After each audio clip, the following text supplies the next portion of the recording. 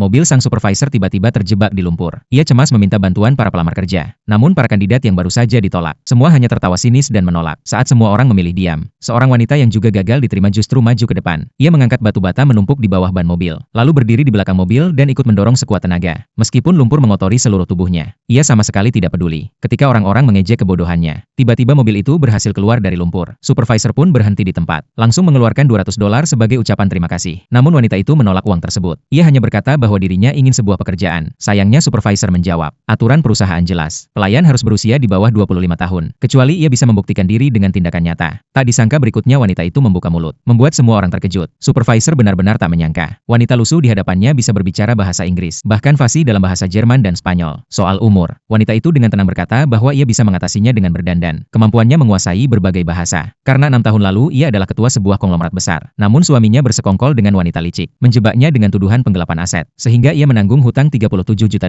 dan dipenjara 6 tahun 8 bulan. Setelah bebas, sang suami justru merendahkannya, menganggapnya hanya seorang mantan narapidana. Tak lama kemudian, ia menyadari semua hanyalah jebakan suaminya bersama wanita licik itu. Tujuannya tak lain untuk merebut seluruh hartanya. Saat ia mengira dirinya sudah tak memiliki apapun, ia tak tahu bahwa takdir sedang menyiapkan kejutan besar. Karena dulu, ia pernah membantu seorang anak miskin. Anak itu kini telah tumbuh menjadi seorang CEO sukses. Dulu wanita ini pernah memberinya modal $300.000 untuk memulai usaha. Sejak saat itu, pria itu bersumpah akan membalas budi. Setelah meraih kejayaan, ia selalu menyimpan kursi ketua direksi untuk wanita itu, hanya menunggu hari ia bebas dari penjara, untuk kembali mengambil alih perusahaannya. Demi itu, ia bahkan menyiapkan pesta penyambutan besar, untuk mengumumkan di depan semua orang, bahwa wanita itu akan menjadi ketua direksi, dan perekrutan pelayan yang dilakukan supervisor. Sebenarnya untuk pesta tersebut, namun sebelumnya wanita itu karena memiliki catatan kriminal, ditolak di mana-mana, tak punya tempat tinggal. Ia hanya bisa tidur semalam di bangku taman. Keesokan harinya, ia kembali mencari pekerjaan. Akhirnya mendapat kesempatan yang tadi. Keesokan harinya ia datang bekerja di pesta tersebut. Namun di sana ia bertemu dengan mantan suaminya. Pria itu dengan sombong berkata, bahwa pesta ini diadakan untuk ketua direksi baru. Dan ia, seorang mantan narapidana, tidak pantas ada di sini. Ia pun memanggil supervisor. Supervisor langsung meminta maaf kepada para tamu, lalu memindahkan wanita itu ke area lain. Namun diam-diam, wanita licik mendekati meja pameran, mencuri kalung yang sebenarnya disiapkan sang CEO untuk wanita itu. Saat wanita sedang bertengkar dengan mantan suaminya, wanita licik itu dengan licik menyelipkan kalung curian ke dalam saku wanita. Kemudian berpura-pura menuduh bahwa wanita yang terlilit hutang besar ini pasti datang untuk mencuri. Ia menyarankan semua tamu memeriksa dompet mereka. Orang-orang pun mulai meragukan wanita itu. Wanita licik lalu berpura-pura menemukan kalung di sakunya dan menuduhnya sebagai pencuri. Berita itu segera sampai ke telinga sang CEO. Ia langsung memerintahkan sopir mengebut menuju lokasi. Sementara itu, para tamu langsung menuding wanita itu pencuri. Bahkan wanita licik dengan sengaja mengusulkan agar tubuhnya digeledah. Tamu lain ikut bersuara setuju. Mereka bahkan maju bersama hendak merobek pakaiannya. Wanita itu marah besar, dengan lantang berkata bahwa mereka semua pernah menerima kebaikannya, tapi kini malah menuduhnya tanpa bukti. Namun wanita licik tetap bersikeras, menghasut semua orang agar